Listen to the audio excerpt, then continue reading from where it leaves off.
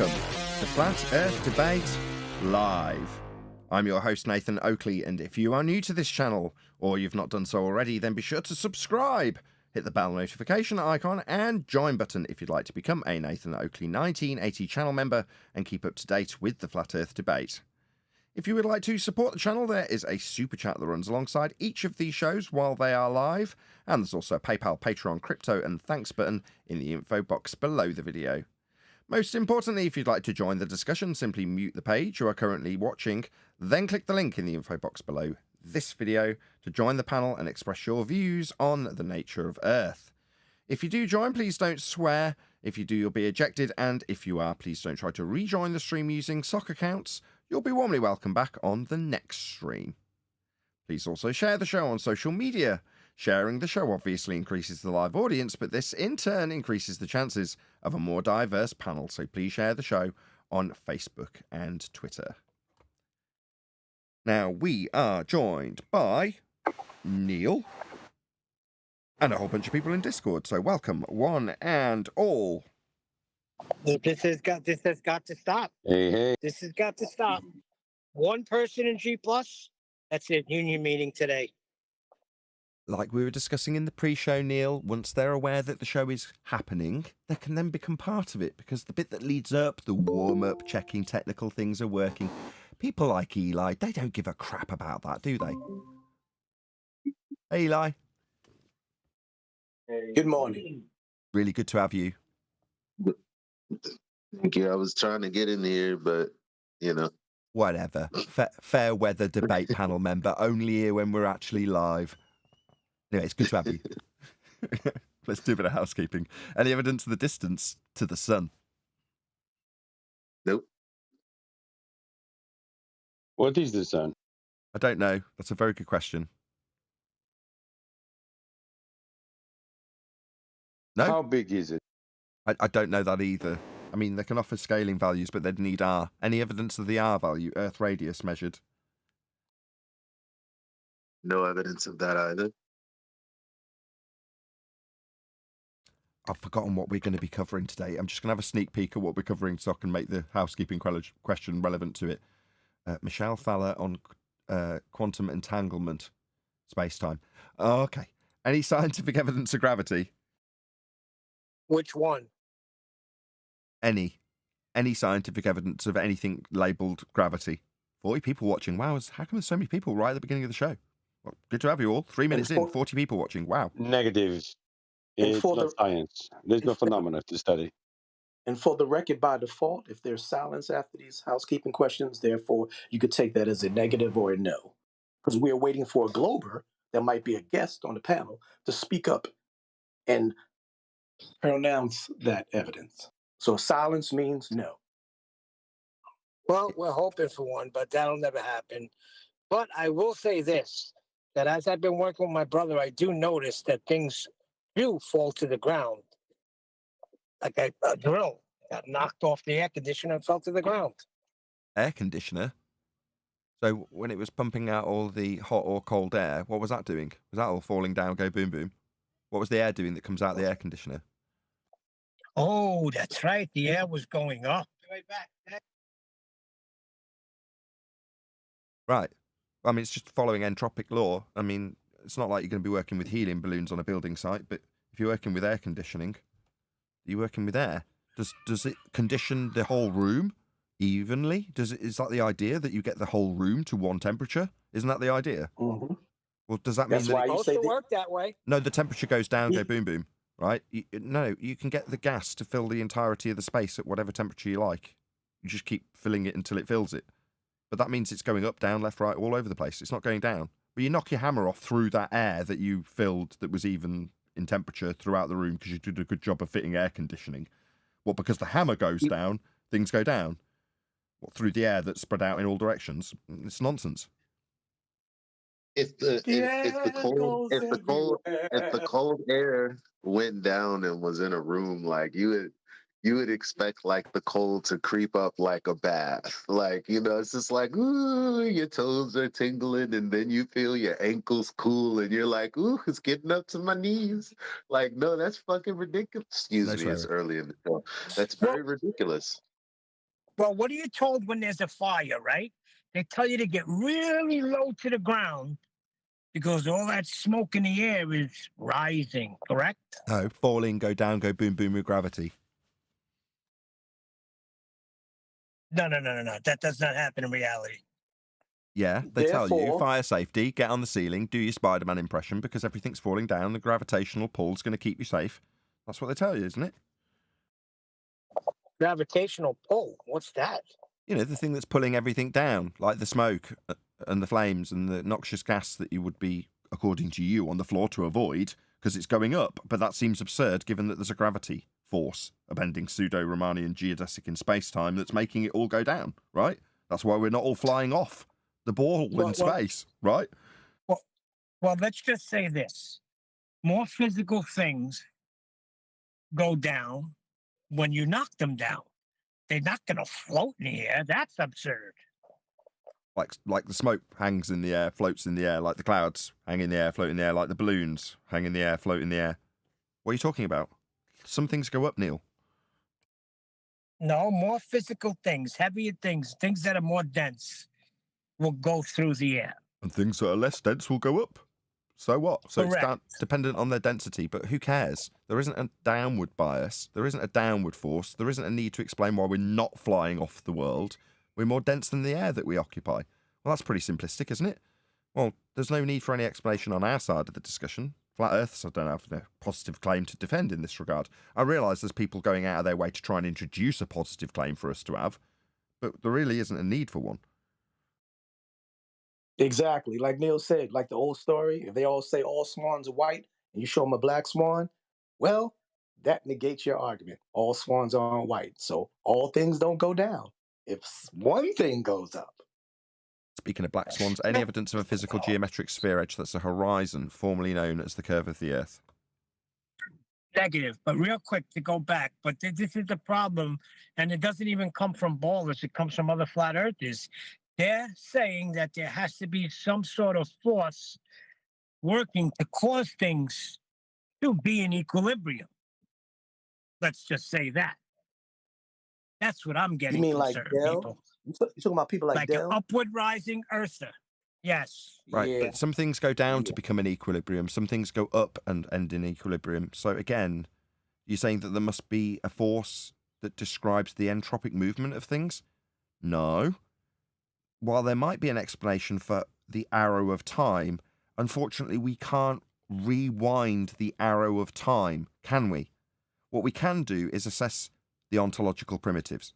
What are the ontological primitives? Well, they're questions in regards to how the Earth may have begun, our existence in its entirety, the beginnings. Now, that would be an explanation for the beginnings of entropy. If you're going to describe how things unravel in the description of entropy, which is simply the arrow of time, change, that's all it is. Change over time. Okay, so if that's what entropy is, how'd you get to the beginning of it? What was the start of that process? The instigation of the beginning of the entropy, the start of the arrow of time? Well, you've got a couple of choices. Either nature created itself, or there was an external entity that created nature. Those are your only two options. Now, the first, nature creating itself, coincidentally, the entire heliocentric religion's origin story in the form of the Big Bang. That violates a description of how nature behaves, the first law of thermodynamics. So you can't have nature create itself and all its energy when nature can't create itself and all its energy. It's a law of nature. So in order for nature to create itself, it has to violate its own laws of nature, ruling out that question in the ontological primitives. So what are you left with, given that there's only two answers to that question? Well, the answer is there was an external entity. Now, you may not like this terminology, and I only use it for impact, because I could just say external entity. I could also pepper that up a little bit one notch to creator, but I'm not going to beat around the bush in this instance and say that is God. There is a God. What started the arrow of time? God. There can be no other explanation. It is that simple. If you want to explain entropy, rewind the arrow of time, show where it began. You'll end at the ontological primitives. Either nature created itself, or there was an external force that created us. I choose to call that God out of respect for what it is.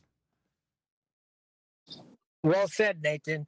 But if they're going to continue to assert this, hold on, if they're going to continue to assert this, then they have to demonstrate beyond the shadow of a doubt that Earth is rising up. And how would they even attempt to prove that? Don't care. It's an extraordinary claim. What we've got is claims that we are making assertions when we say some things go up, some things go down, some things remain neutral. That's not a positive assertion. That's stating the bloody obvious. Meanwhile, an outrageous positive claim is that Earth is rising up. You're going to have to back that outrageous claim, not ask me to explain why I have a positive claim in the form of a description of the bloody obvious. That's not going to cut it. Yeah, again, I'm not that interested in this. Somebody comes along and says Earth's falling, or the sky is falling, or the Earth is moving up, I'm just going to laugh. Prove that crap. Don't ask me questions. Right, but I said that and you responded perfectly because it's just as outrageous as what we were taught in school, that Earth is spinning and planets are orbiting. The same as that nonsense. An extraordinary claim without validation. Yeah, extraordinary claims require extraordinary evidence. What they don't require is the person that's being presented with the evidence. In this case, I haven't even asked for it. I don't need people to claim that to me. Oh, right, you've got that claim. Okay, keep that shit to yourself. I don't care. That's not in any way demonstrable, so I'm not interested. What's that? I've got claims that... No. The fact that I point out to my audience that there is no claim to be made when you point out that there's no necessity to hold you to the side of a spinning water ball with a gravity force. Once you overcome the fact that there is no need to hold you to the side of a spinning water ball, there is no positive claim to be made. Pointing out the obvious that some things are going up, negating a downward bias holding you to the ground when a fundy globe believer says, we'd be flying off the world if... No, we wouldn't. We're not spinning. We wouldn't be flying off anything. What's holding me to the ground? The fact that I'm more dense than the air? It doesn't need an explanation. Just stating the obvious. What's that? Well, why do all things go to the ground and displace the air? They don't. What about the air? Are you idiotic? What about the very element that you're displacing? You're not having all that fall down, are you? So the whole upward earth, downward earth, sky falling, sky rising, earth spinning, they're all just extraordinary claims without evidence. That's all they are. And then apologetics in the form of gravity for spinning ball Earth to overcome the failings in their extraordinary claim. Not prove it. Overcome the failings. That's it. That's all they got. That's all gravity is. An excuse for a failed supposition of Earth spinning. Hey, Nathan, next time somebody does that, instead of saying, take that and whatever, just say, miss me with that nonsense or miss me with that bullshit. Miss me with it. Yeah, I'm not interested. As I said, people who keep mentioning Dell, go and check him out. I mean, more power to you, Dell. You've got a good idea, so you believe. Good for you. You know, I said it in a very condescending way last time I said it and said we should humour you. Oh, good, Dell. Well done. You're a good lad. You're doing really well. Yeah, no, well, in all seriousness, at least you've got the tenacity to actually have a look at this stuff. The fact that you're postulating it, more power to you. If people suck it up and want to believe it, then good for them too. You know, for me, I don't care. It's just nonsense to me. But for some reason, we've got dragged into this, presumably because when it's been presented, we've taken the attitude that I'm taking now, which is, well, what a load of nonsense. And if you're postulating this as an actual real thing, obviously you're going to start attacking that person. Well, our nonchalant nature, or how I hope it remains, which is I'm fairly nonchalant in regards to this upward rising Earth nonsense, you know, because... It's like, guess, really? Okay. When it was the Flat Earth Society pointing it out, we were just like, look at this garbage from the controlled opposition. Now it's Dell pointing it out. How is it any different? It's like, oh, I'm not saying the same. Yeah, you are. That's exactly what you're saying. Yeah? We want to put a different spin on it and ask me why I've got an extraordinary claim that some things go up. They do, look at the clouds, and some things go down. They do, look at the rain, and some things don't do anything. Look at that bush. It's like, what? That's not an extraordinary claim.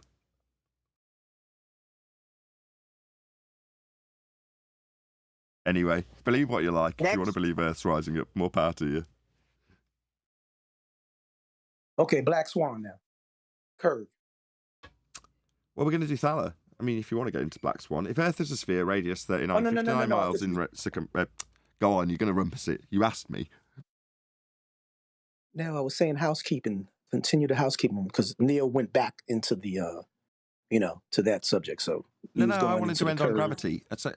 Occasionally, once a month maybe, I'll try and do all of the housekeeping questions. I did that on the first show of this week.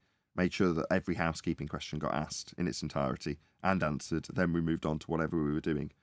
Today, because I've just asked the last question, although Neil segued away, which is fine, was about gravity because we're going to be covering Michelle Thaler. So obviously I can tell from the title that it's going to have a gravity bias towards it because it's talking about pseudo-force space-time bending. It's in the title, space-time.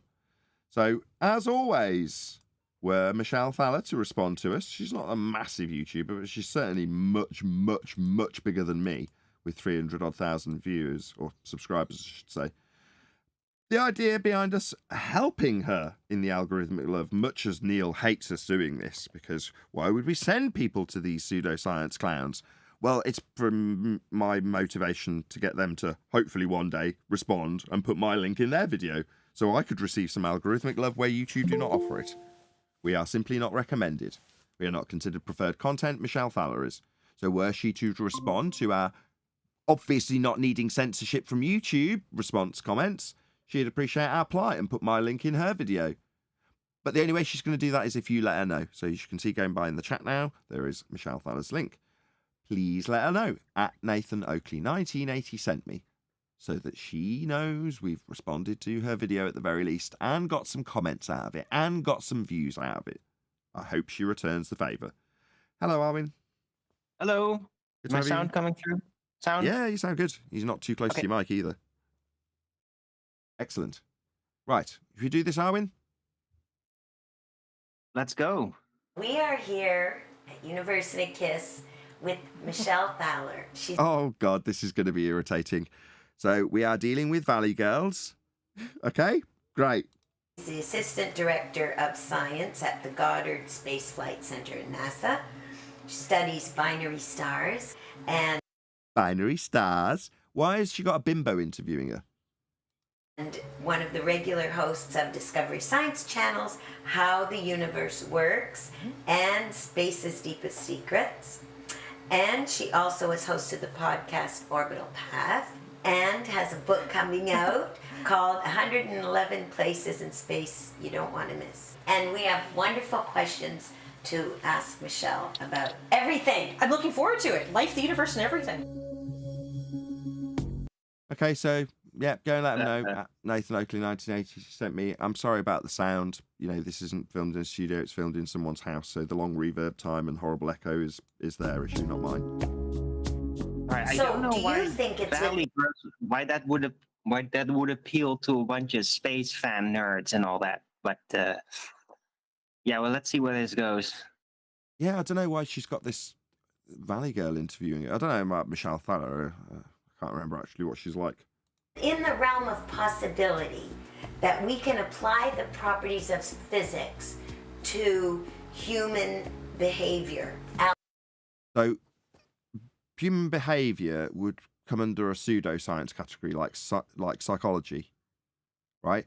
She's just asked about the physics of the psychology. So what the physical and natural of the pseudoscience psychological. Yeah? So in case anybody got a bit huffy that I called her a bimbo, yes, she is. She's a bimbo. She doesn't understand what physics is if she's asking about a pseudoscience in the realm of physics, contextually. Allegorically, of course. So the property Allegorically, so the physical of the psychological, allegorically speaking. Are you just using some big words there, love? Yeah? Name some big words you've learned. Allegorically. Technobabble. She doesn't know what the bloody hell she's talking about. properties of stars and of what's happening in space to the way we behave as humans. What, like the bastardization of astrology? Like, what was the logic of the movement of the stars now turned into you are a Taurus? Is this woman a hippie? Does she want to know a bloody star reading from this astronomer? I mean, Michelle Thaller's not on my side, but at this point, I feel quite bad for Michelle Thaller that this woman sat in front of her asking her basically to give her a star reading. She's not an astrologer. Look at the look on Michelle Thaller's face. I'm just going to put this on big screen. She is looking at this woman going, did you expect me to give you the stars? Go and pick up a rag from the newspaper stand and read what is in your future from some tosser in the newspaper. Because look at that look on her face. I actually pity the fact that you've got to answer this, Michelle. It's not often that this happens, but I genuinely pity the fact that you've now got to answer this Valley Girl and her stupid questions about the physicality of the allegory of the pseudoscience psychology and how that will affect her day to day when she looks up at the stars. That look on your Chevy Chase says it all, Michelle. This scenario almost makes her seem a little bit human. It's almost like she becomes more, maybe this is done specifically to make her a little bit more relatable and less like a creepy witch. What? Put her in front of a dunce that doesn't understand the large words that she's using. She's strung together pseudoscience, psychology, allegory, and physics in her question about what the day will have to offer based on the stars. It's an insult to this astronomer. It really is. Well, there's Yes, no. and To me, in that sense, maybe it's there to arouse, what do you call it? Support, sympathy for her, right? To make her seem less like a witch. Like, oh, that poor NASA person has to deal with this idiot. It's working. It's if that's been done by a producer, whoever you are, whoever did this, you have my admiration. Kudos is all I can say because it's worked. there's no difference. Where do we Notice the big edit. come from? We come from the stars. Where are we going? You know, I mean, all of those things. Like, we come from the stars. So we're star people, according to Michelle Thaller. First few words out of her mouth after a massive edit where she avoids that garbage question, presumably. Yeah, that needed a big chunk taken out. I would love to know what she said in response to that. But now she's on to We Come From the Stars. Are we all familiar with Michelle Thaller's rhetoric in regards to her describing us coming from stars? Yep. We're all descendants from stars. And those We rocks are over complicated there, they might be rocks. your cousin. We Right, are Jin- complicated rocks. Jin's got there, right. Complicated rocks. You've got it. That tells me you know what I'm talking about. Do we know why she says that, though? Okay. So, in the heliocentric rhetoric... Hold on. Let's just... Everybody get comfy, boys and girls. Get yourselves comfy. Sit cross-legged. Shut up, Jimmy. Come on. Go on. Sit down. Perfect. Once upon a time in the heliocentric world of nonsense, there was a star. And that star burnt really bright and really big, but for a very short period of time. Let's say 60 billion years. Not very long at all. So after 60 billion years, a very short period of time, it exploded in a giant supernova.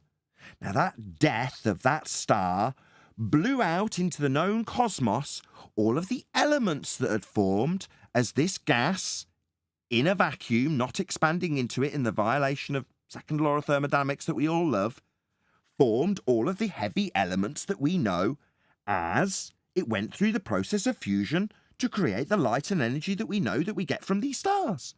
Now, when they die, they explode out into the sky vacuum that they weren't expanding into even though they were gases, and deposit all of those heavy elements like platinum and gold and iron and all the other stuff that the stars originally manufactured out in the sky vacuum when they were forming their elements and producing their heat. Well, they get deposited on all of the rocks in our heliocentric world. Now, eventually, through a process of time, you get the primordial soup with all of the elements needed, like that gold and like that platinum, getting struck by lightning and creating life.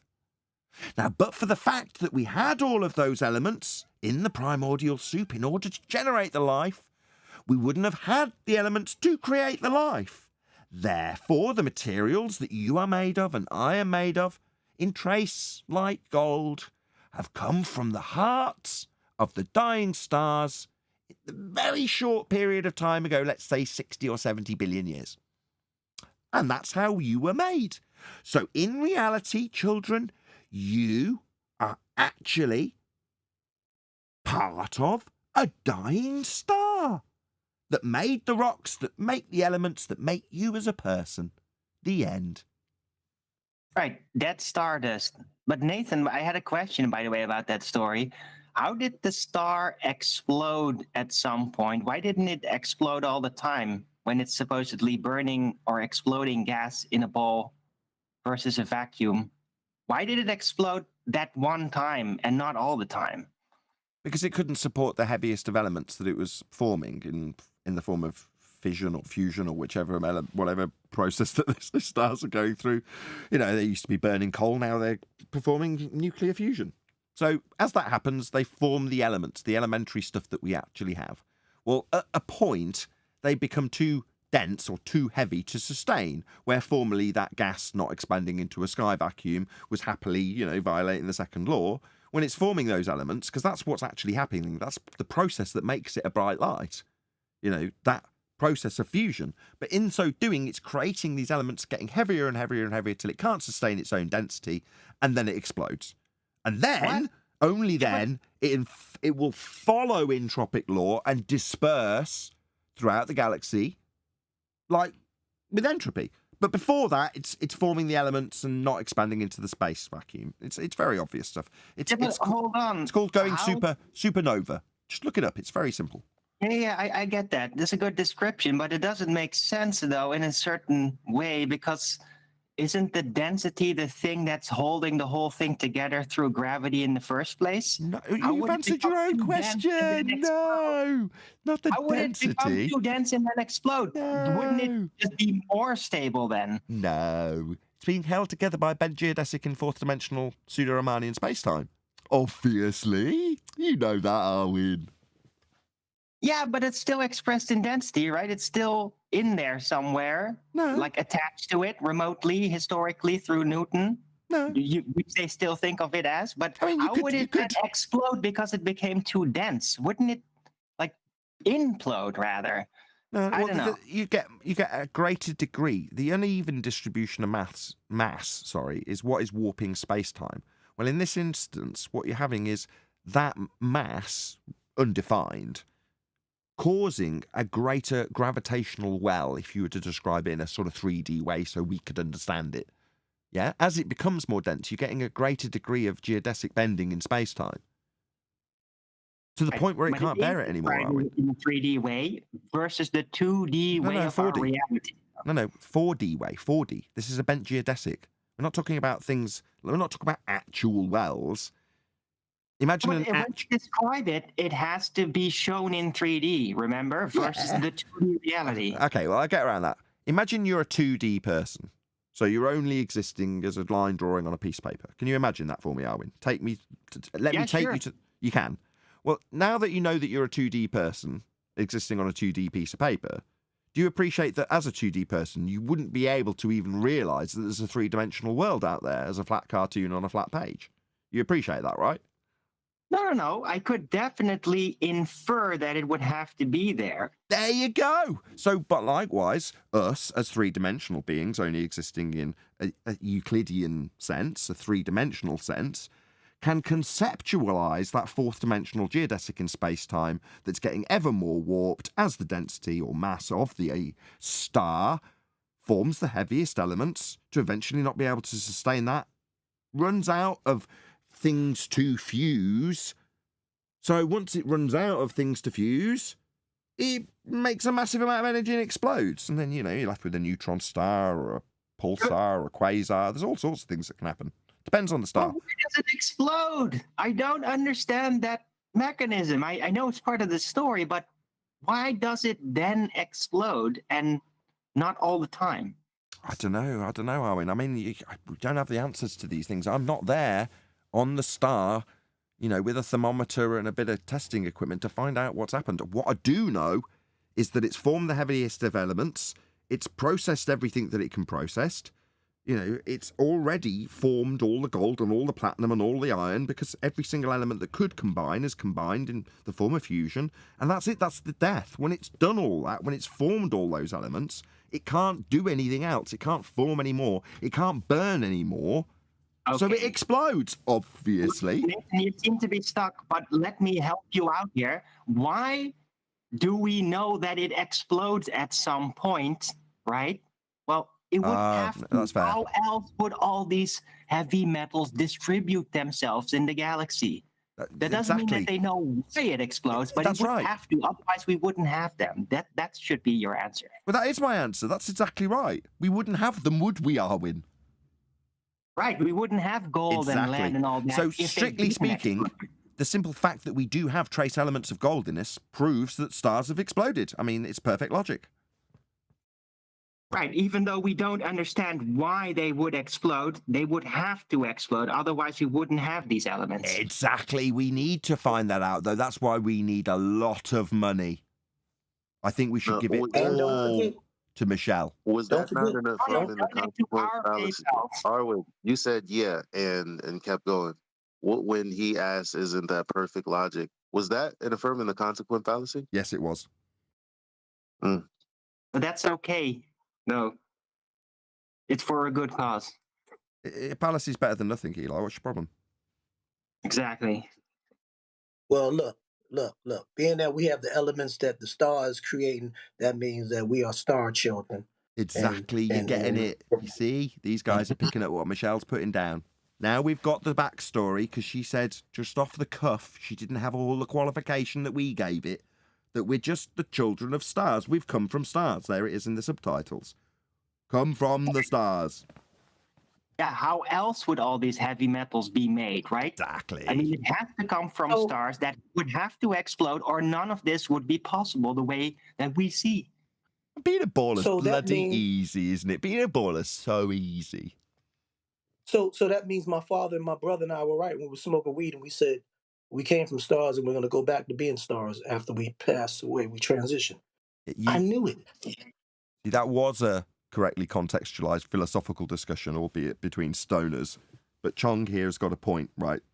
That is a philosophical discussion about the stars and what they might be. But it doesn't mean that you and your philosophical musings about what the stars may be makes them unicorn farts or lions that have died or anything else that people come up with, in this case supernova exploding gaseous non-conformant with the second law of thermodynamics violation. That's what they've got in this instance. But ultimately speaking, all of those assumptions and nonsensical violations of natural law lead to you being born in the heart of a dying star. I mean, it is very simple. Arwin's getting it. I don't know why everyone else is. There's a couple of other people picking this up.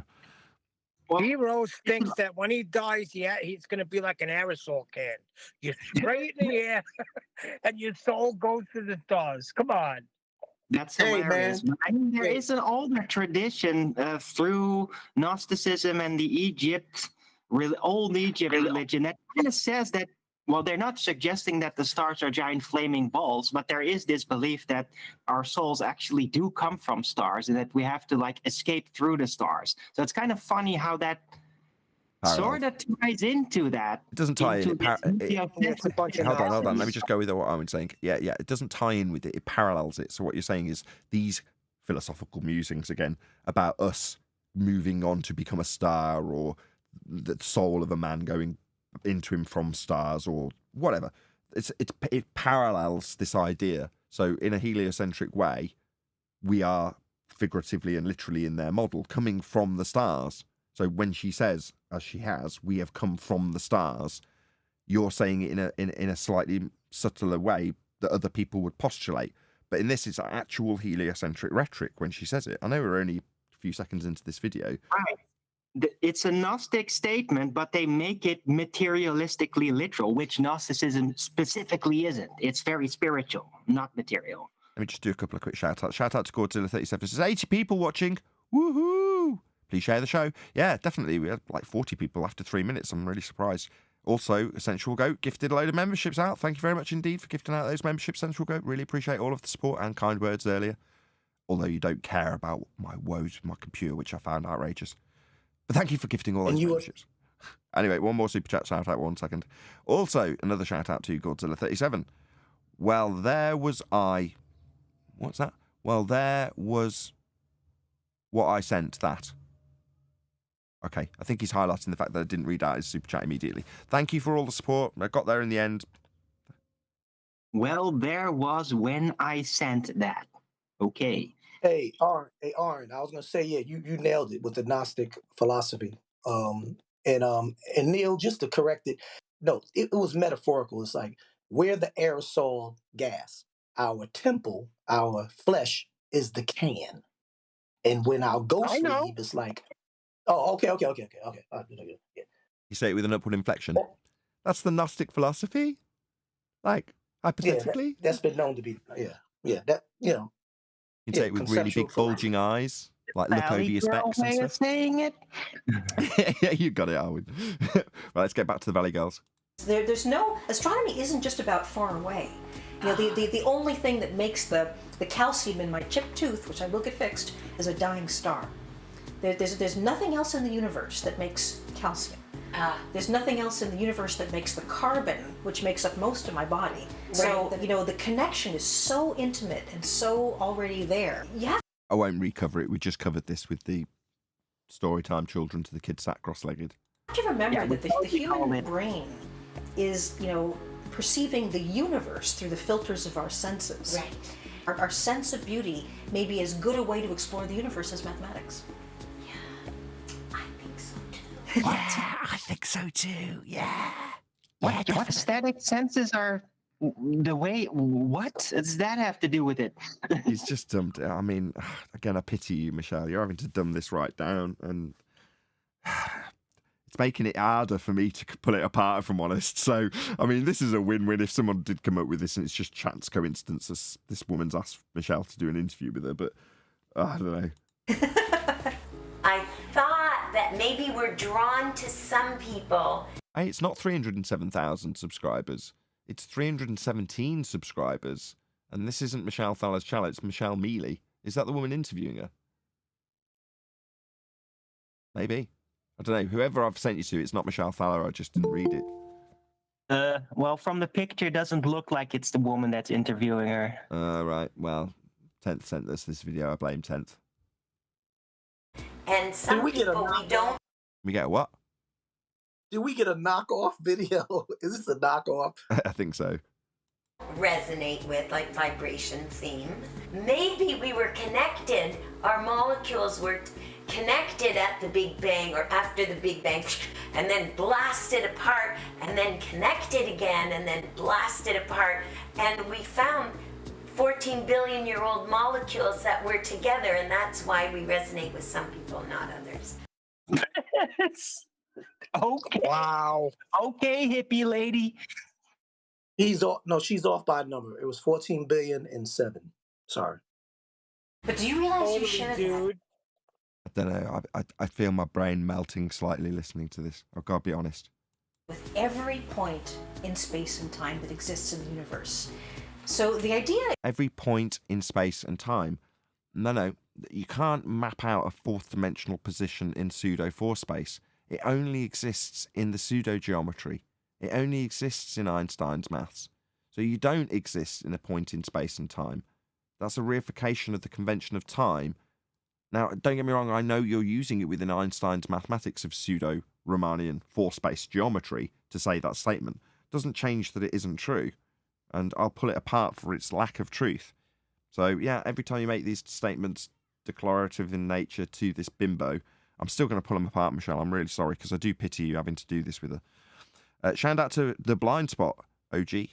Says, the cringe is incredibly strong with these two. Yeah, it is. Thanks for Super Chat. is the observable universe, and we have evidence of this. This isn't No, you just got pictures that you've taken through your telescopes. just something that we say theoretically. Right. Well, no. When you say theoretically, and you do, it is just your ideas about what you've named the lights in the sky. Astronomy. Astronaming. You're giving stuff names, right? Black holes, quasars. That's your job to come up with that crap. But does it mean that you can explain any of it? It's not that, oh, well, we can prove this because we've got pictures of it. Observe and declare. No, you've taken pictures of stuff happening. Okay, so you've got phenomena to study. So let's see your study of that phenomena. Well, we decided that it was a dying star. Why? That's what our job is. We decide what this stuff is. We give it names. Okay, well, what's the proof that it was alive or dying?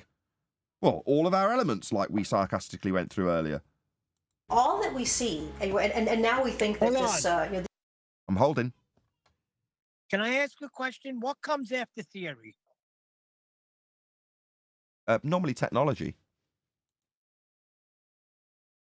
Isn't there supposed to be an experiment when you have a theory about why something is happening? You mean what comes before theory? Theory's the last step. Did I say after? Okay, we'll go through the steps. Step 1. Look at a twinkly light in the sky in a shape. That's step 1. Light appears, twinkles, light goes away. That's a phenomena. Okay, something's happening. That's step 1 of the scientific method. Tick. Step 2. Formulate a suppositional statement of cause for the effect you studied. Okie dokie. So we're going to decide what we think causes that effect. And we're going to put it into a suppositional statement. So I think, let's just think of something reasonably inoffensive. Fires, ground fires, cause the twinkly light in the sky. Okie doke. So I've got a suppositional statement yet to be validated and an effect.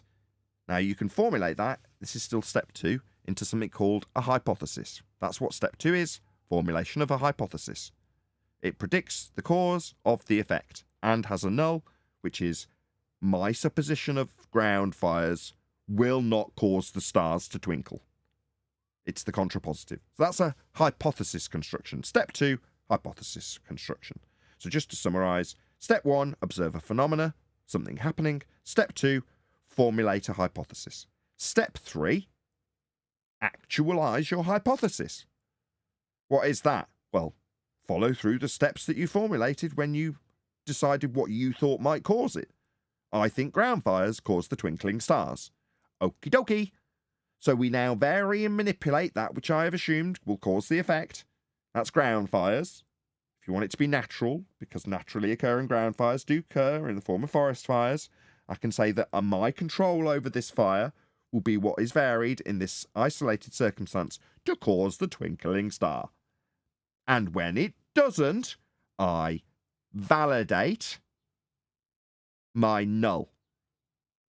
So the if ground fires, not twinkling stars, gets validated. I didn't cause the effect with my ground fires.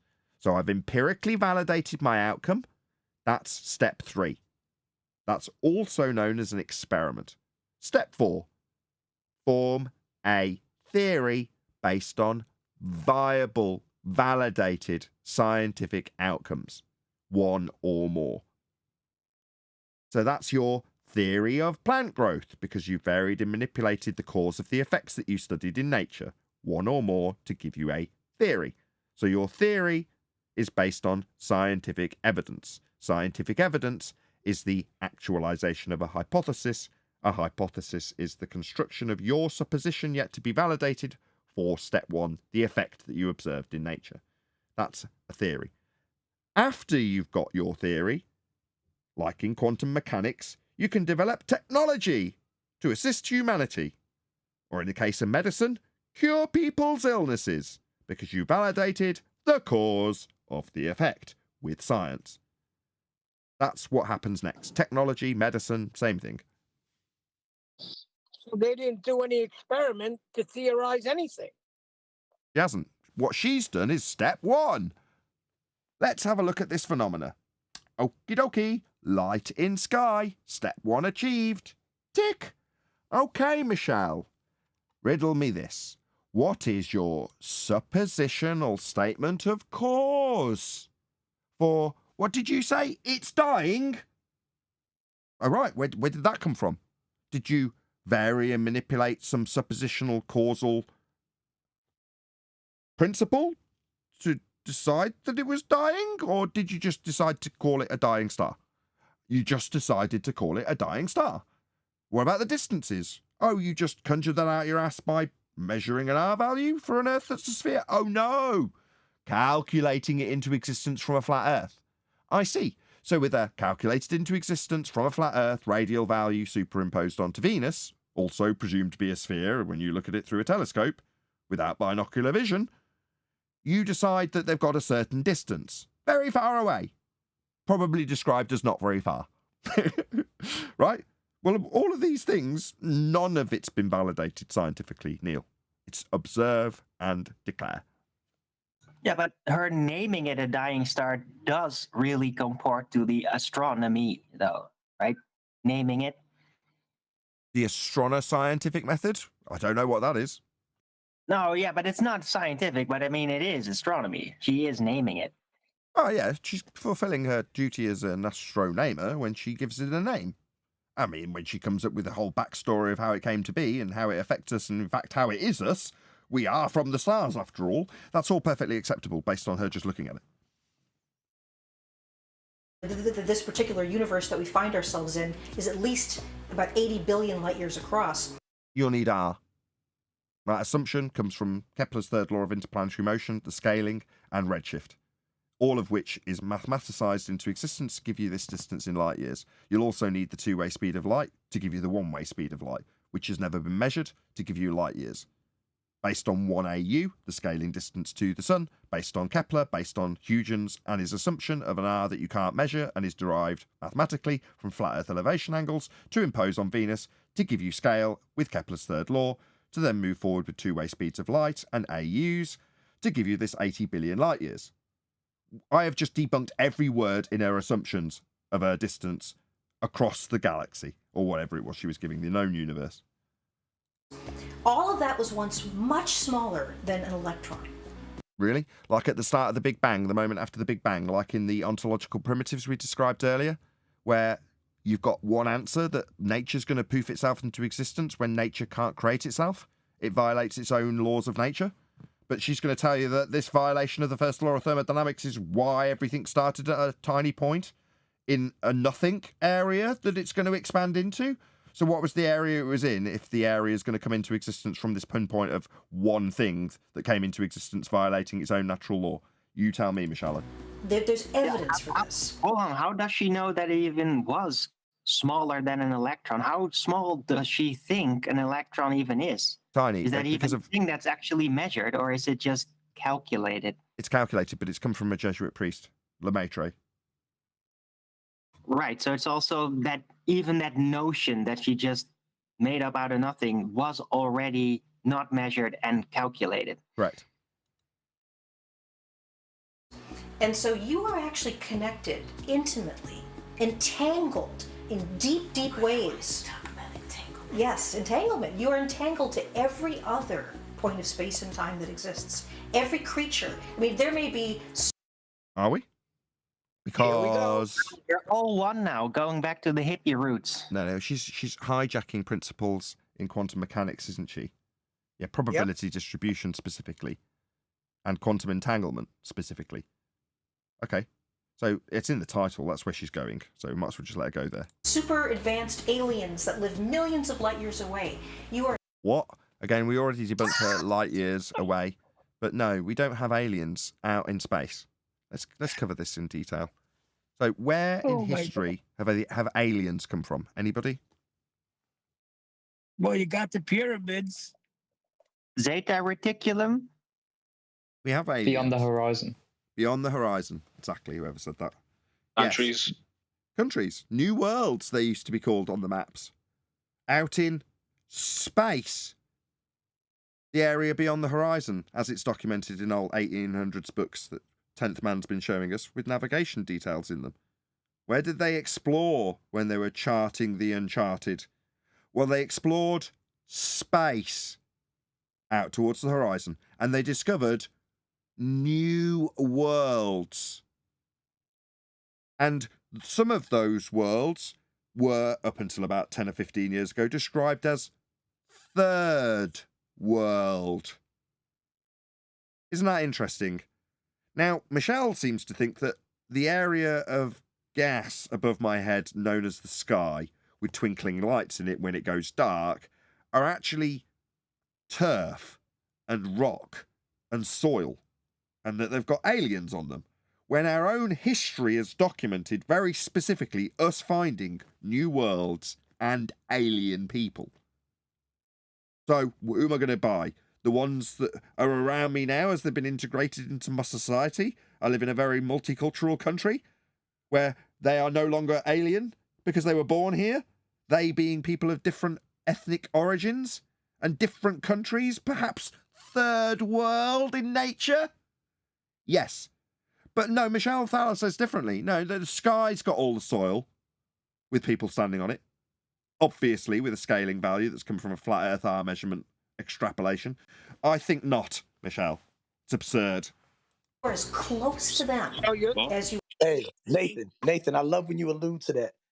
We have done that before. I like how you break that down. I like how you break the realism of the other worlds and space compared to the way these priests of heliocentric rhetoric. I like that, man. Keep doing it. Mark Sargent. Well, there was another Englishman. I mean, this is old. This is Mark Sargent, not me. I can't take any credit. It's Mark. So Mark. There was another. Go on. Oh, sorry. There was another Englishman. He was in New York, and he was an alien. An Englishman in New Sting. York. There's a Sting reference. Sorry, everybody. No, I got it. Englishman in New York. I'm an alien.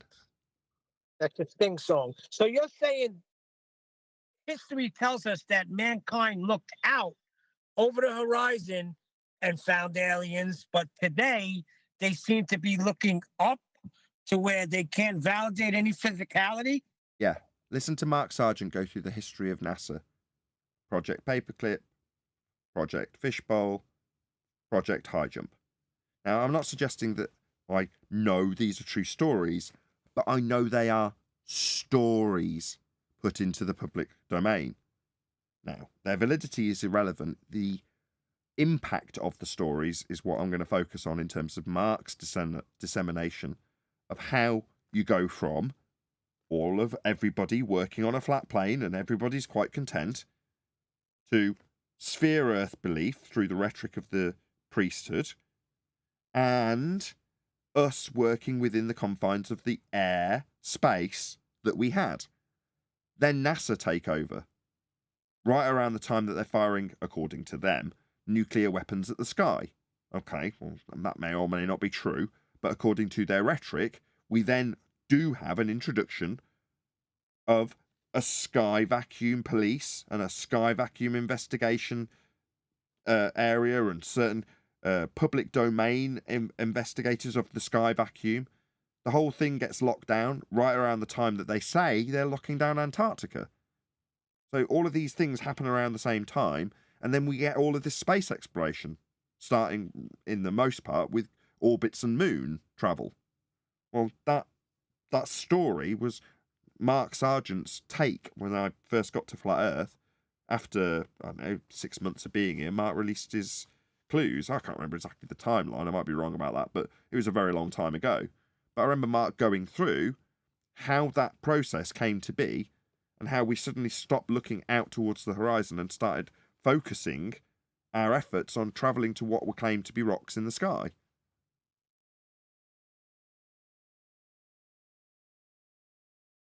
Anyway. Got a super chat. I was just about to say, shout out to Unitox Femi, who says, if aliens are 2 light years away, then sphere. Yeah, if begging the question of an R value and a Kepler scaling value, then Earth's a sphere and we've got aliens. Thanks for the super chat. You are to your husband, to your children, to friends. You are entangled simultaneously with everything. So this idea of quantum entanglement is something that's 100 years old. Right. It goes all the way back to Albert Einstein, Right. who predicted it but didn't like it. Yes, because he said it doesn't make sense. Yes, he said this doesn't make sense. Did she say he predicted that he didn't like it? Is that what she said? No, she predicted it but didn't like it. Oh, okay. That's what she said. You talk about the universe in a kiss. One of the things that, as physicists, we're grappling with is that all points in space and time exist simultaneously. And in every little tiny point of space and time, every other point is entangled. So the amazing thing is that, our brains do not seem to be perceiving the reality of space and time. Yeah, that's because we can't. Yeah, we don't perceive space-time because it's a pseudo-geometry. You can't perceive space-time. It's made up by Einstein, so how are you going to possibly perceive it? Nice that you can embed that confession into this video, because that's our whole point. If you're telling people that you can't perceive space-time, then how is it in any way real? Now, I'm not saying in the same way, oh, you can't perceive air. No.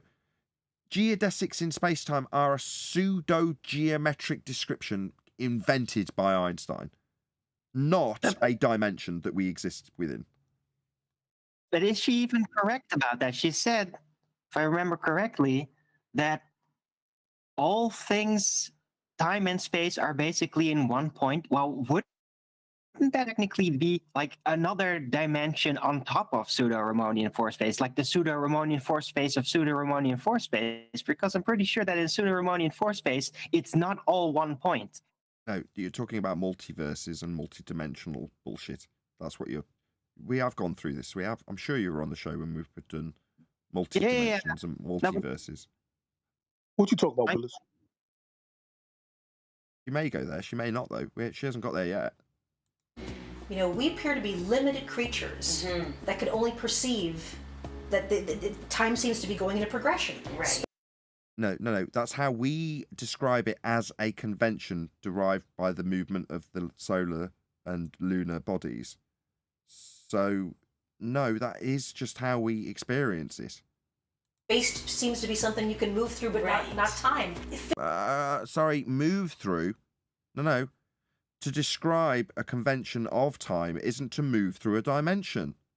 Yeah, we're not in DeLoreans. We're not traveling on geodesics. It's absurd. It's a pseudo-geometry invented by Einstein. It's not that we just can't concept. It's not that we've ever got a big enough brain to suddenly live in a world invented by a man. Physics is showing us. No, it isn't. Einstein invented this. Physics isn't showing anything either. Physics is the physical. That's all it means. Experimentally, not just theoretically. Really?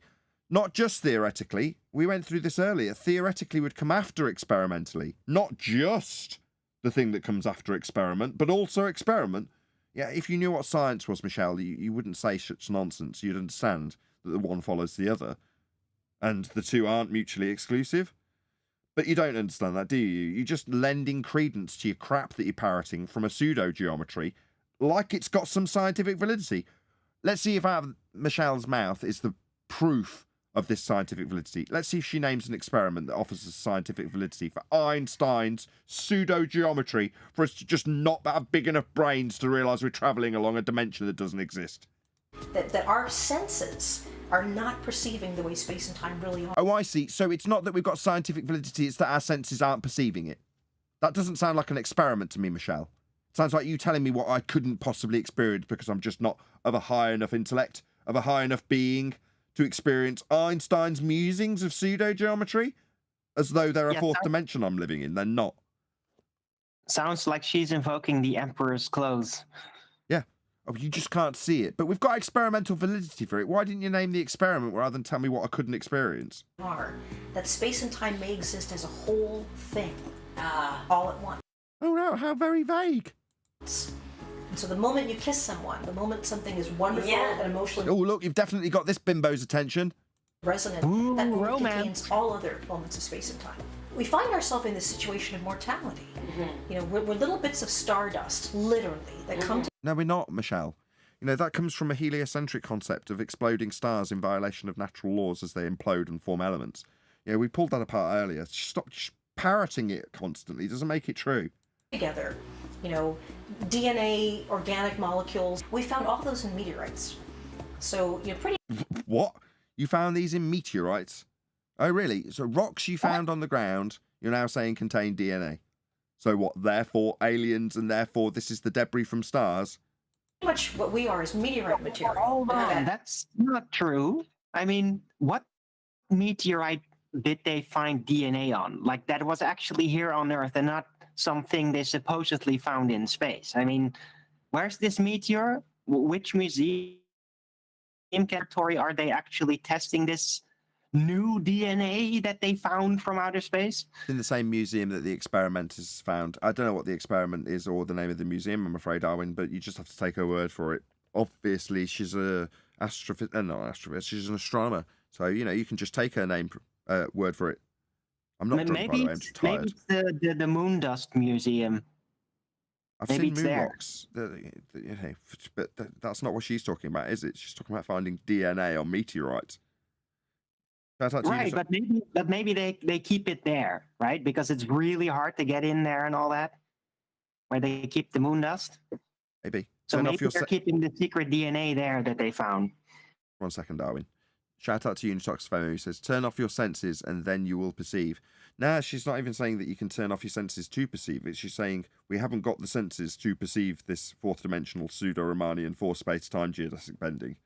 But ultimately, when you kiss somebody, you're connected via the quantum entanglement. Okay. It's very fast and loose from Michelle. I don't actually think... This isn't Michelle's normal standard. It's down to the person she's interviewing. I blame all of this dumbed-down garbage without any substance to it. Not on the fact that there is actually some substance to it, but more the fact that it would have at least some perceived meat on the bone if she wasn't dealing with a complete bimbo. I agree. That got dumped on Earth with liquid water to be a solvent. Right. You start to have reactions. You Right. get things like DNA. We just wake up. What? You have water reactions and then get DNA? You're going to have to show that, Michelle. What? I'm pretty sure that that's specifically claimed not to have been found. Like that would be abiogenesis, a thing that scientists have sought after for a very long time and found after extensive testing that it was absolutely impossible to create out of non-living material some kind of living component, any kind. They were unsuccessful. That's the problem when you're dealing with Dumbos, right? Your bullshit has to be broadened to be able to communicate with a Dumbo. But in so doing, you end up making some pretty outrageous claims. Why were we just trying to put it in a way that the bimbo could understand? Yeah, but you still said it, didn't you, Michelle? Conscious for a brief time and then we die. I did want to go a little bit into art and creation and creativity, and earlier with the astronomer, because she's an artist.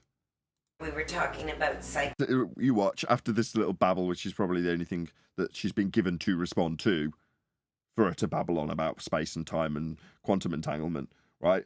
There'll be a heavy edit because she'll struggle to respond to this. Can you tell me about art and psychedelics and the spatial awareness and the connectedness? Because you mentioned scientists are interested. So psychedelics. Scientists are interested in that, are they? Okie dokie. You know, I've not tried them, but I'm curious to because maybe it will help. See, heavy edit. Did you see that? She's curious about psychedelics.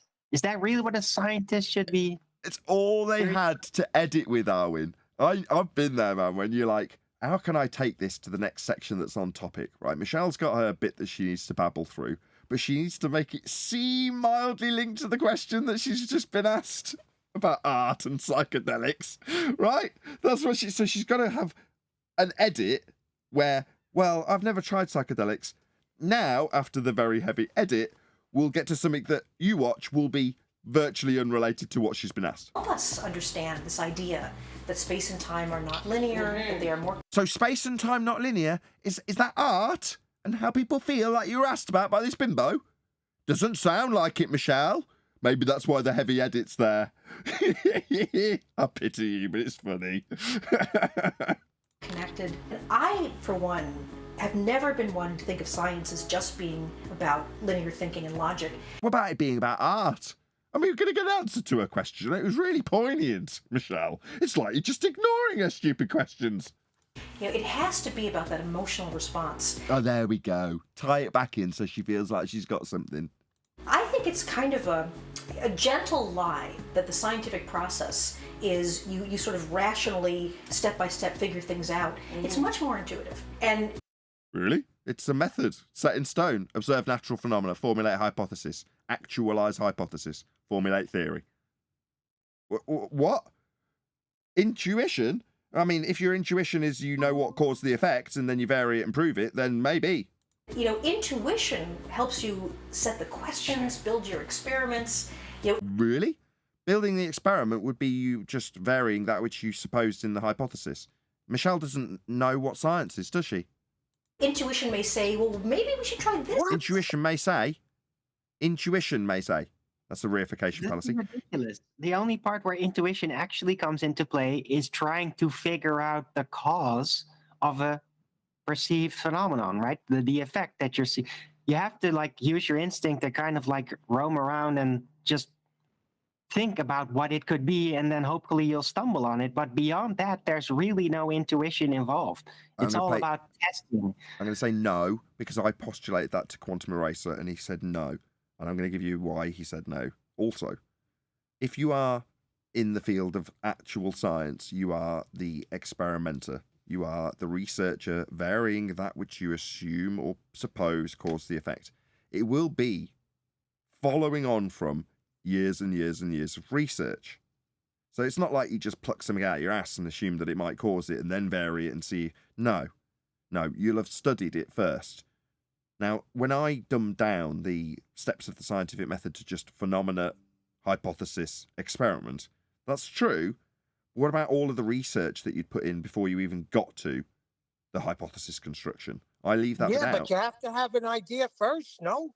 Yeah, I said at the time, because somewhere. I bought into my own nonsense in terms of the oversimplification and said, well, that's the genius of the science bit, isn't it? The person that comes up with the actual cause of the effect, varies it, and then finds that it does actually cause it. Well, John was like, yes, that is genius, but you're not just going to get there by going, based on my intuition, I'm going to say I suspect it's this. No, you're going to have done a ton of research first. That's going to lead you to the point where you've got a pretty good idea what's going to be validated when you do your experiment. Now, does that mean that you don't need to do the experiment because you've got a pretty good idea? No, that's where you validate what you've already got as a pretty good idea based on research, as opposed to just some guy going, I know, eureka. And look, it was validated because I just knew, I had the intuition. No. Yeah, but hold on. I mean, technically it is, but what you're saying is correct. You need to know what's already out there to have your intuition find that little place that you want to find, right? Right. So if you don't have the full information, if you didn't have the research, if you don't know all these things about physics and what's already been figured out, yeah, you're going to be kind of clumsy with your intuition. So in the end, just having the knowledge of the field is really important to figure new things out, more than just how good your intuition is. That is true. Yeah, but the intuition, yes, at some point you've got to suppose a cause. Somebody's got to do that at some point. But it's going to be done off the back of a lot of research into the phenomena itself, how it's happening, lots of quantification. But then you go forth and start experimenting once you've done all the research to reach a reasonable conclusion about what might be varied to validate an effect with its cause. Hold on. It has to be an original idea first, is what I'm saying. Yes, I agree with all the everything you said, but there has to be something that makes you think about what you're looking into, no? I'm not saying that's intuition, but I don't know, you'd have to quiz QE on it. Like I say, I put it to QE and he disagreed. Was like, nah, there's not just some guy standing around going, I think it might be this. That's just too simplistic a description of it. The point here isn't necessarily about that. It's more that she's trying to weave in what she does when she observes and declares into making it seem like that's what science is. Well, by talking about her intuition? No, she just doesn't know what science actually is, because she keeps using the word, but she's not detailing cause and effect suppositions or hypothesis actualization or observing phenomena beyond looking at it and just saying what it is. this way of looking at it. Exactly. And being so, creative. yeah, but that's very much my experience of science is far more Soldier? intuitive than logical. Soldier? Right. Oh, well, that's lovely. It is, isn't it? Isn't that lovely? Yeah, she doesn't know what science is.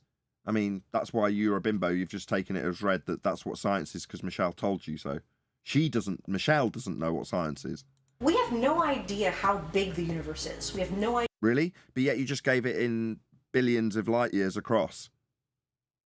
So basically, just disregard everything I say when I give you distances. We don't really know. No, we know you don't know.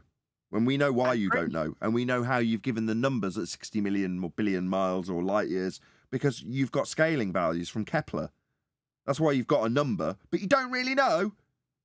Idea at all. Well, I'm pretty sure that it was all calculated. I mean, there is a accepted standard now as to how big the universe is. I mean, that can completely change around if some other person inserts another calculation of some kind or another model. But I mean, by her standards, it is known. So it's kind of weird that she now says it's not known, because technically, by her standards, it should be known. It could be infinite. It could be the shape of a donut. We have no idea. But the reason we don't know what the entirety of the universe is because we're limited by the time that there's been time for light to get to us. Oh. And so when we say... Yeah, you'll need the two-way speed of light. You'll need the AU measurement distance. You'll need interplanetary motion from Kepler. You'll need Huygens' assumption of Venus to give you the scales. You'll need Einsteinian, quasi, pseudo-Riemannian force space to give you two-dimensional, two-way speed of light. All of it. We can debunk every aspect. Literally every little bit of that. Say the observable universe. What we mean is everything that there's been time for light to get to us. So the universe may be vast, but there's only been 13.8 billion years. You'll need Kepler, you'll need Huygens, you'll need Einstein, you'll need the assumptions to be true. We can debunk all of them. Right. For light to get to us. So I mean, that's what we call the observable universe. Right. You mean that's what we look at when we have a look in our telescope and decide that we're seeing the edge of the universe when we see redshift? Now, if you're looking at something that far away... If you assume it's that far away. If you assume it's got a distance because of Kepler and Huygens and Einstein. So looking at something, say, the light took 13 billion years to get to us. Right. 13 billion light years. Yeah. So the distance that it travels in the same respect as 1 AU would give you when combined with pseudo-Riemannian force space-time two-way speed of light. Again, we can debunk all of the aspects she's making these claims with. You see? By the way, she might not even know. I mean, she's saying it took 13 billion light years, but ultimately also she might not know. Just so you know. That part of the universe as it was that long ago. So, if you have... You might not know it was that long ago, or that it was that distance. It could be anything. Could be a donut. Galaxy that, the light took... She's not actually right. She's not actually right. It's 13 billion and 7, just to correct her. Yes, you're right, when you do the conversion into Arwinian units. 10 billion years to get to us. As you capture that image tonight in your telescope... That's all you've got. You see it as it was 10 billion years ago. No, you don't. You've ascribed all that through the interplanetary motion and scaling values and speed of light distances to make that inference. You've not done any experiments. You've not got any experimental validity. Zero. None. Nada.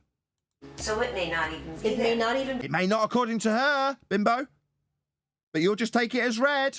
be there anymore. We've seen stars that the light took about 12 billion years to get to. According to you. You mean, to be more accurate, you've seen stars. End statement. To us, that star is not there anymore. No. Oh, wow. So now we're into the double speak. So that star that you see, it's not really there. Yeah? That clock you see, if you're a baller over there, that clock across the bay, it's not really there. Slightly looming non-standard refraction hyena holographic projection of a clock from beyond Earth curve, edge, refracted up into your line of view. With bendy light rays, obviously, that clock's not really there. You're not seeing it. It isn't really there. It's a mirage of a clock. And likewise, see that light you're seeing in the sky? It's not really there. Yeah, it's just 18 billion year old light, that's all. But it's not really there.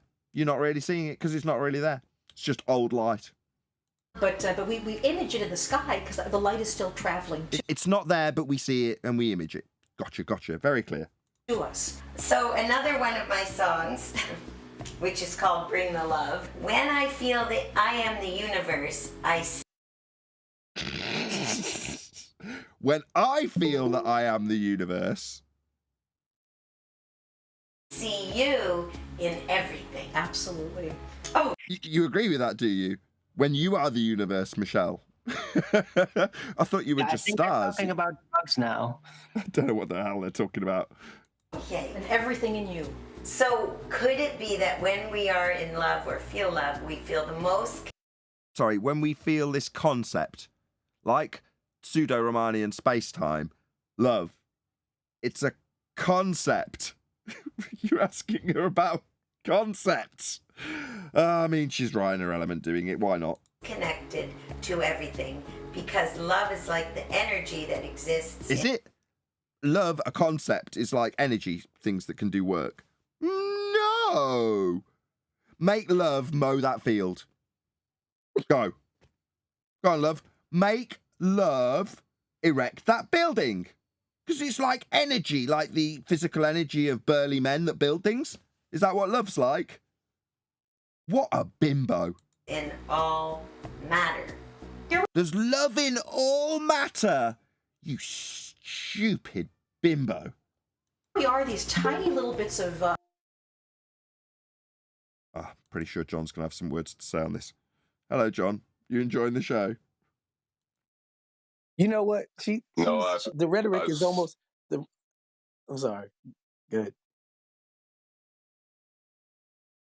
I slept in. I'm sorry. I missed everything. I had a late night. The baby was sick. Oh, I'm sorry to hear it. We're dealing with Valley Yeah, Girls. hope it Hopefully it'll cheer you up. It's certainly cheering me up. Yeah, hope the I baby would have gets quite better. enjoyed, but to be honest, I just I was a bit confused. I thought it was like a Tony Robbins convention of empowering yourself and love. It's physics, really. Even for a baller opponent, would you not agree, Adam? This is an insult to Michelle. Yeah, it's appalling. I don't know. It's like a motivational speaker, you know what I mean? But it's certainly got nothing to do with physics, has it? And using an analogy of love. I reckon she's lost a bet in the office or something. Right. We've got this interview, all right, everyone. Everyone gather around. All astronomers gather around. Gather around. Come on, Michelle. Hurry up. Come on. Stop playing with your makeup. Right, now listen. We've got this bimbo who wants to interview us, right? Now, whoever loses this ping pong ball in the shot glass game is going to get that interviewer, right? And what you're going to do as a punishment for not winning is work quantum entanglement into whatever stupid nonsense she asked you about love and psychology, right? Let's play. She's lost a bet in the office or something, I reckon. Now she's got lumbered with this clown. us that come together, become aware for a time, and then our atoms do. She's starting to talk like a Valley girl. You do. I mean, that's how people behave, isn't it? You kind of mirror the person that you're interacting with to gain their trust and gain their empathy. And now, Michelle Thaller's not a Valley girl, but you can hear it sneaking into how she talks. do other Yeah, things. she's adapting. Yeah. She's just adapting so that she will be better received. I mean, Yep. it's basic communication.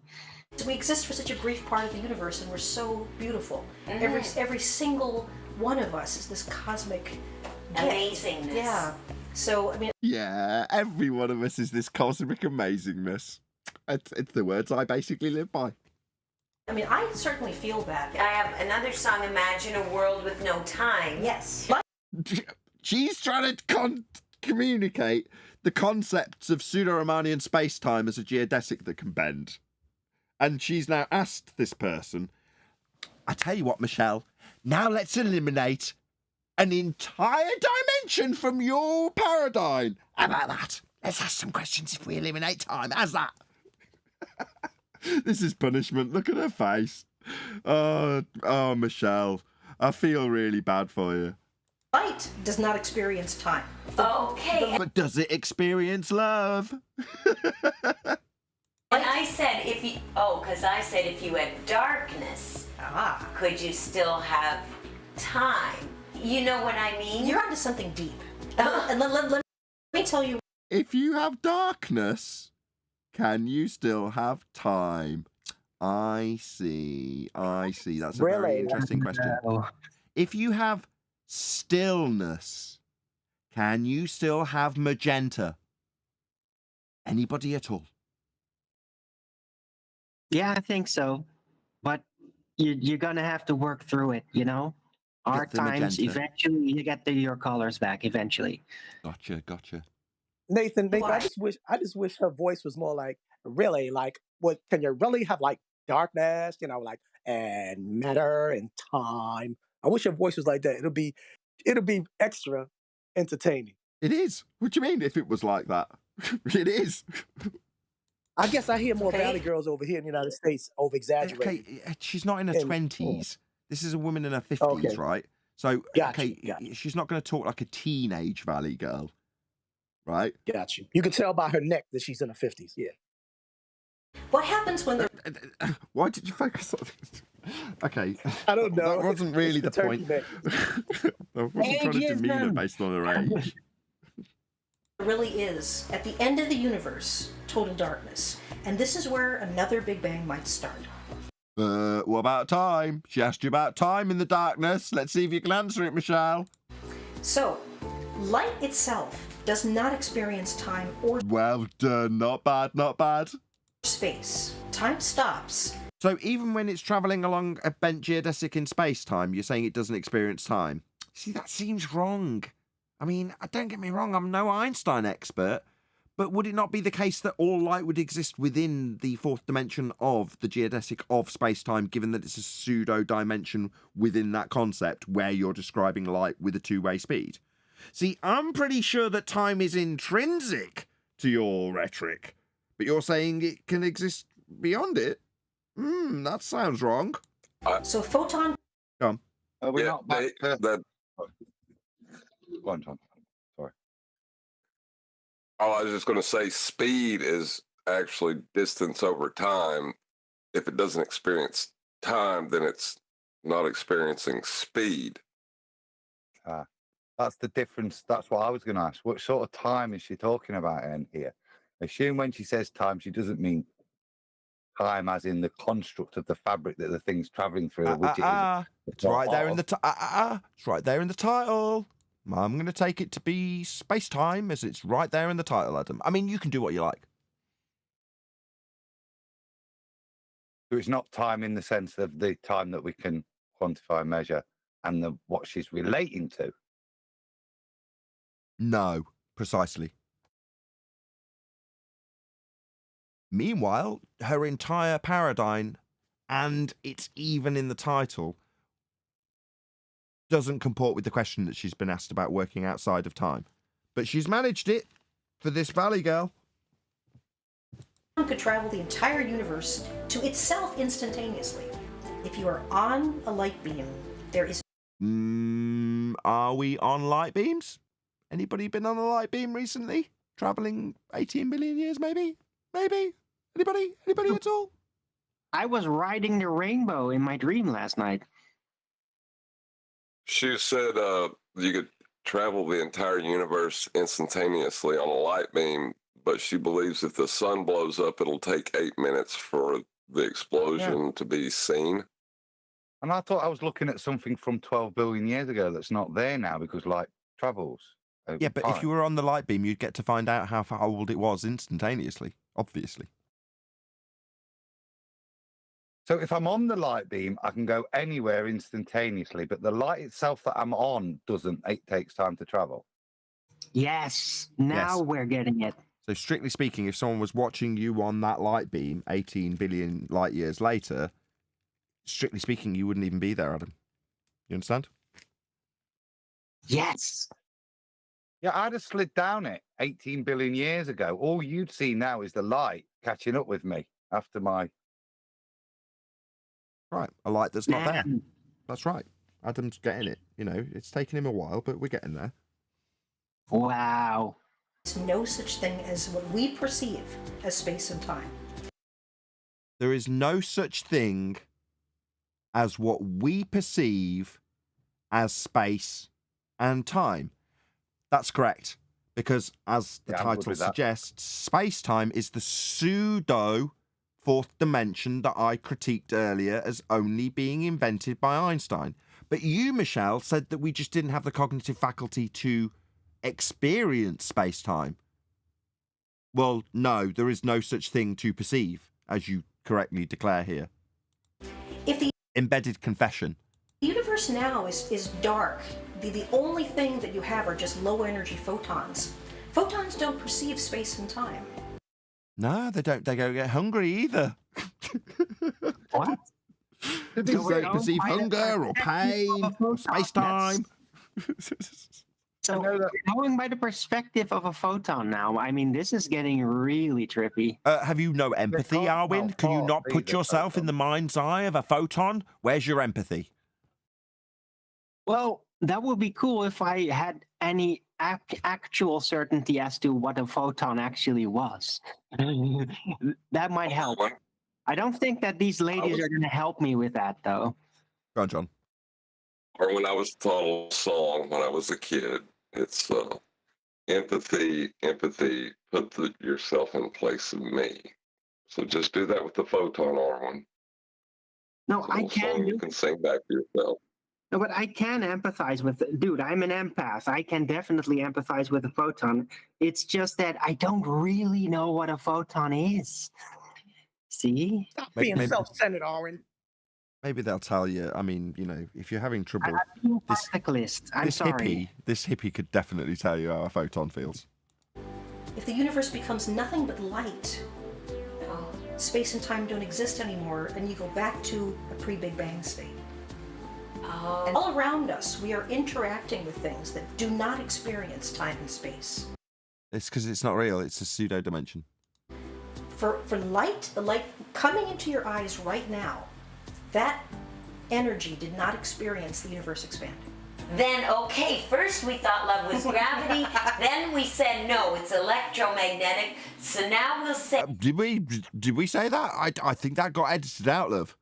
it's I think those embarrassing moments when she talked about electromagnetic love got edited heavily out, didn't they? Because you're very enthusiastic about how you talked about those things, but we didn't get to hear them. No, we didn't get to hear those things get talked about, love. light. Hey, it's probably electrochemical, but light is the thing that connects everything. Sorry, love is probably electrochemical, or it's a concept we use to describe feelings, conceptually. I mean, to us it seems to bounce around and to move from point A to point B and to come at us from the sun, but the light doesn't think so. The light doesn't experience space and time the way we do. No, gets very depressed about it, actually. Sniffing glue now. It Or does. what? I mean, It has to go to counselling.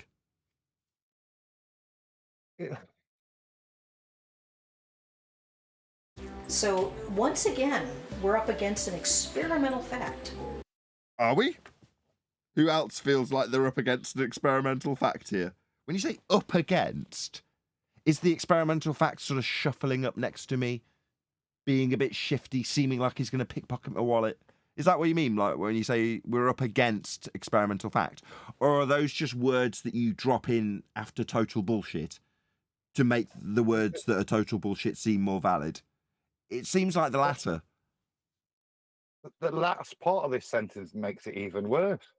I'm just reading.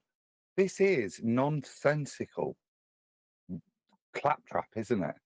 And I'm not even sure the purpose of it. I'm not even sure what she's trying to support. I've never heard love being gravity. I'm not sure. I've never heard experimentals. And the sun's light holding everything. Light holds things together. It's only us naive fools that experience it as something that's illuminated that we can see, and it travels from that point to our right. I mean, she's now replacing that, and that the light is the thing that holds the universe together now.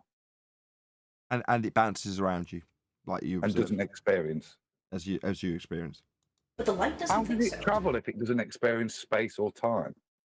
What's it going through if it's not experiencing space? Well, I mean, it is if you describe it in pseudo four-space geometry, but in reality, it's not experiencing a space-time dimension because nothing is. Sorry.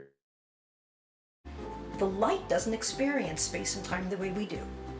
So once again, we're up against an experimental fact that space and time, as our brain slices it up, Yes. isn't the whole story.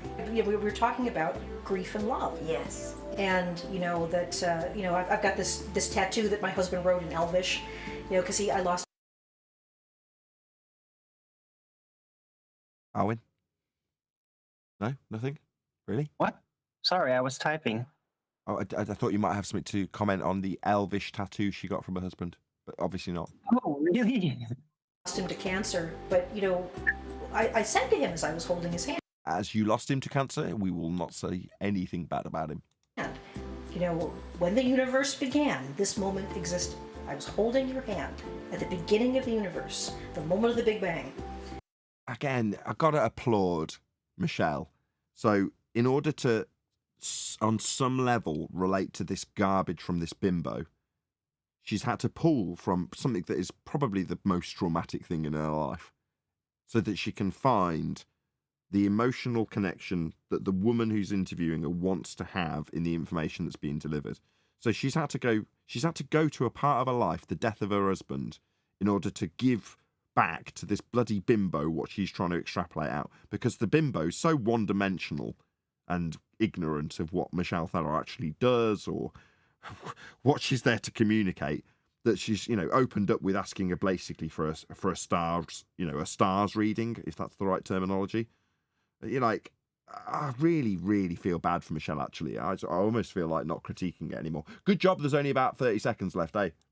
And when the universe ends, maybe cycles into another universe, this point of space and time still is there. I will be holding your hand at the end of the universe. Aww. Now, if it wasn't for the fact that it's incorporation of a heliocentric rhetoric into this, I can read between the lines, Michelle. I feel your pain for the loss of your husband. The fact that you've had to try and incorporate it into this, your work, because of some bimbo and a lack of three-dimensionality and personality and questioning, does sadden me a little bit. I can again, I'll do it for this as well, because it's a lot more complimentary in a way. Look at the pain on her face there. She's having to relive this obviously traumatic experience just so she can incorporate something that is totally unrelated into just the crappiest of questioning from somebody who clearly doesn't know what Michelle Thaler even does. Because if she did, she wouldn't be asking the questions that she's asking. The woman's asking questions about that interest her, about her and her life, and all she's done is thought, how can I incorporate my hippy dippy love into my questions for this astronomer? You're like, oh God, get a grip. The fact that Michelle's had to appeal to this to get away towards the end of the interview is saddening to me, actually. Now, Nathan, as unfortunate it is that this woman had experienced this, and you being a human being, feeling kind of, saddened by it, nobody forced her to bring this up, and it could be also a triggering to not only trigger you with emotions, but others who now pretty much digress or may not feel what she's saying and what they've been talking about is a bunch of horse shit. Sure. Excuse my language. I mean, it works well. You dig what I'm saying? Yeah, it works well for the heliocentric audience as it tugs on their heartstrings. I agree, and that's why it's been edited this way. But by the same token, you just think Michelle Thaler's day-to-day business has nothing to do with her life and her love. Now, when she's being quizzed on that, you're like, number one, why is she having to answer these questions? They're so far devoid from her subject matter expertise that she's trying to give the person what they want. But why should she have to pull from something that's heartbreaking? In this case, love. And yes, I've demeaned it as conceptual because I'm trying to overcome the bimbo's positioning, which is nonsensical towards this astronomer. You're like, but yeah, to give her what she wants, she's had to go to that place. You're like, she shouldn't have to do that at work. It's like if I was put in that position where I was being asked about how love incorporated itself into an elevation angle measurement or something, you'd be like, why have I got to do this? Why have I got to go to this part of my psyche and my emotions to satisfy your stupid questions? But to her credit, at least Michelle did it, and she had to dig deep to do it. You're like, actually, my respect has gone up for you tenfold just in the last 30 seconds, Michelle. Yeah, I totally agree. Exactly what you said. But she's not an expert, though, is she? She's an expert liar. Come on, man. In her day-to-day job, yeah, that might be true, Jin, in her day-to-day job, but she's been taken somewhere personal. And I just think it's unreasonable for anybody. It doesn't matter what she does. It wouldn't matter if she's evil. She's not. It's Michelle Thaler, right? She's got a heliocentric peddling nature that's brought her to our doorstep. But I don't want to be here critiquing her clearly emotional outpouring into the subject matter, because she's got to pull that from somewhere, and you can tell it's so real. That's an amazing take. Yeah, but let's not forget, she said we had no right to think the earth is flat. She said that. We have no right going around thinking the earth is flat. I don't care about the woman, man. Yeah, the most amazing take that I heard Nathan make. I don't either, but from an empathic point of view, it's unrelated. As a person that I met on the street, if me and Michelle Thaler were sat opposite each other on a dining table because her family member happened to be marrying a different member of my family, and we were at the same wedding, and we sat across from each other, right? She would just be another human being. It wouldn't be somebody that I wanted to attack because she's demeaned flat earthers in her business life, if you want to phrase it that way. If she was sat across from me looking glum, and then I found out she'd just lost her husband, I would want to comfort her, right? But that shouldn't be in this subject. This shouldn't even be a consideration for me to have to do. You're saying, well, you shouldn't have to feel empathy because she's a shit to flat earthers. Well, yeah, maybe, but it doesn't change how I feel about people, regardless of their side of the subject that they fall.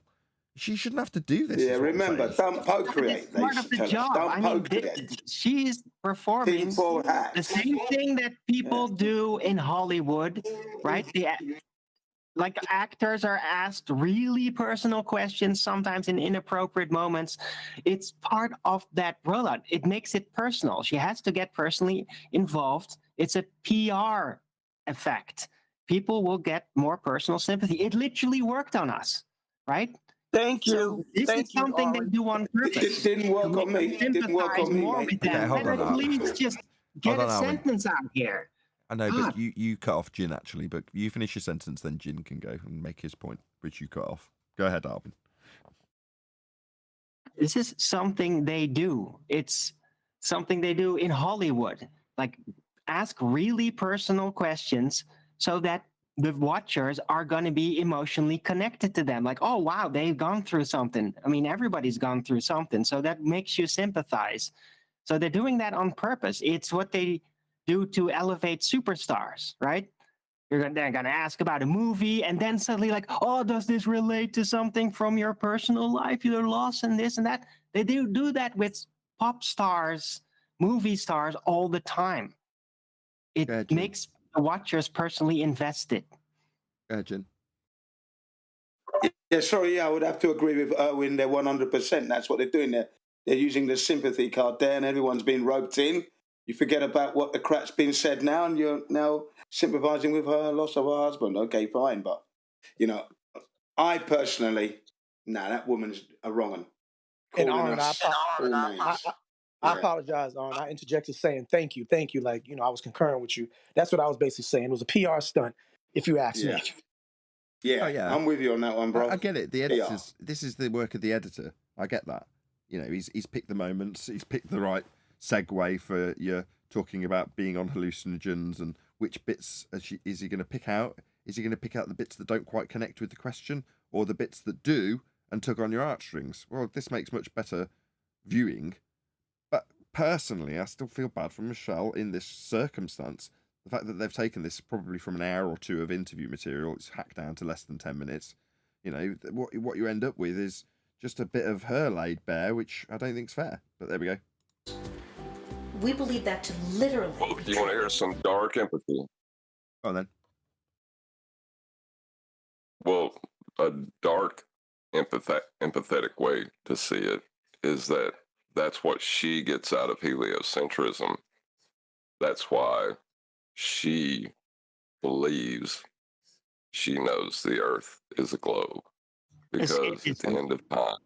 Yes. Right. At the end of time. Hold on, Arwin. Say that last statement. Sorry. At the end of time, she will be holding the person she loves' hand. Yes. Is what she believes. What she said. Yeah, she had to go there. She had to dig deep to incorporate it. That's the bit I'm saying is a bit unreasonable for me to now critique. It's uncritiquable in a way. But that's why she's got her heliocentric rhetoric, because in her mind she's tied it to holding the lost hand of a loved one at the end of time. That's quite literally what she just said. It's very sad. Right, it doesn't mechanically comport. It doesn't mechanically comport with fantasy, man. Fantasy. Which is nihilist in nature. So it's just, it got to the emotional place where everything goes. And heliocentrists do that. Once emotion get evolved, they kind of let go of that cold rationalism where there is no afterlife technically and all that, right? So she goes, so she reverts to creationism because it's the only way for her to believe that at the end of time she'll be reunited, because she is something more than a collection of atoms, something she denied earlier, in previous vids. But that's what she's saying fundamentally there. I know I'm more than just a collection of atoms. I'll be holding your hand. Right, she's a very complicated asteroid. Go on, Owen. She got real for a second because of the emotional part. And that's interesting because it was probably really genuine. She really genuinely believes that, right? She's not like upholding an act. That was real. Yes, very much so. Too personal almost for me. I don't get to see him again, but I get to see him now, in the greater sense of now. So for me, love and science and light are all tangled up together. No, they're not. They may be for you, but they aren't. That's because light is God.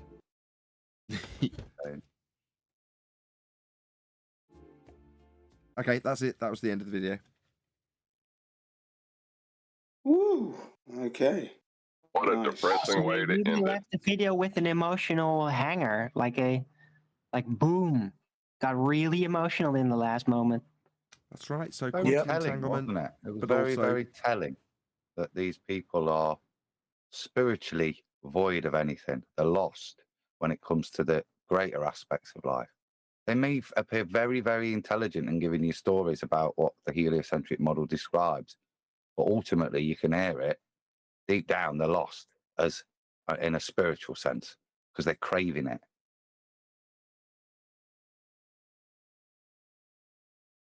With that, I'm going to say if you are watching this on either Nathan Oakley 1980 or Nathan Oakley premiering streams, then stay tuned as there will be an after show to follow. Unfortunately, though, if you are watching this live, this is where we bid you farewell. So a massive thank you to both Discord and G+ panels for making today's live show possible. And of course, a massive thank you to all of you for smashing the super chat, liking, commenting, sharing, subscribing, joining as a Nathan Oakley 1980 channel member, and all that good stuff. Once again, stay tuned if you're watching on an after show. I've been Nathan Oakley, and I will see you all in the next video.